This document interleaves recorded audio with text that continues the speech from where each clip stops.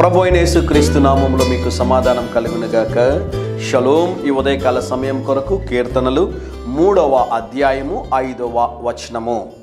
యెహోవా నాకు ఆధారము. దేవుని నామానికి స్తోత్రం కలుగునుగాక. ఎప్పుడైనా మనము బైక్లో రోడ్డు మీద ట్రావెల్ చేస్తున్నప్పుడు పోలీసు వారు మనల్ని పట్టుకోగానే ఒక 20 పేర్లు చెప్తామండి. ఎమ్మెల్యే గారు, మినిస్టర్ గారి పేరు, వారి పేర్లు, వీరి పేర్లు అన్నీ చెప్పిన తర్వాత ఏదో ఒక సహాయం మనకు దొరుకుతుందని మనం ప్రయత్నం చేస్తుంటాం కదండి. ఏదైనా ఒక చిన్న సమస్య వస్తే ఎవరో ఒకరి పేరు చెప్తూ ఉంటాం. వారు సహాయం చేస్తారండి, వీరు సహాయం చేస్తారండి, నాకు వారున్నారు, నాకు వీరున్నారు అని. అయితే ఇక్కడ భక్తుడు ఒక అద్భుతమైన మాట అంటున్నాడు, నాకు ఆధారం ఎవరంటే దేవుడు మాత్రమే. కింది వచనం చదువుతాను, వీలైతే బైబిల్ ఉన్నవారు తెరిచి చూడవలసిందిగా దేవుని సేవకుడిగా మీకు మనవి చేస్తున్నాను.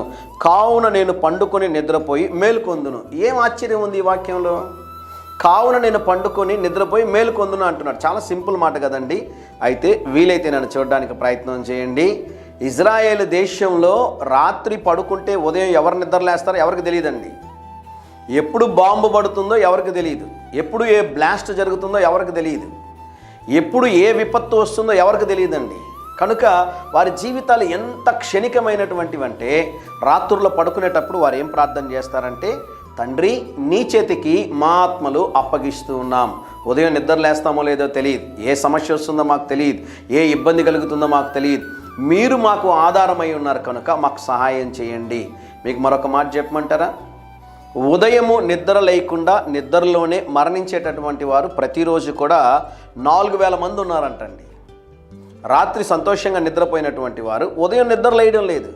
అయితే మీరు నేను అనుదినం నిద్రలేస్తున్నామంటే ప్రతిరోజు దేవుడు మనకిస్తున్న శ్రేష్టమైనటువంటి ఒక బహుమతి ఏంటి అంటే నూతనమైన దినాన్ని దేవుడు దయచేస్తున్నాడు. దేవునికి స్తోత్రం కలుగునుగాక. ఈ ఉదయకాల సమయంలో సందేశం వింటున్నారా? దేవుడు మీకు శ్రేష్టమైన అవకాశాన్ని ఇచ్చి ఉన్నాడు. మన ఆధారం ఎవరో తెలుసా? మనం ప్రాణాలతో ఉండడానికి కారణం ఎవరో తెలుసా? దేవుడు మాత్రమే.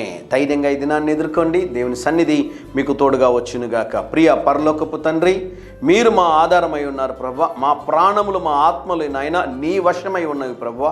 మీరు మాకు ఇచ్చిన ఆయుష్ కొరకే, ఆరోగ్యము కొరకే వందనాలు.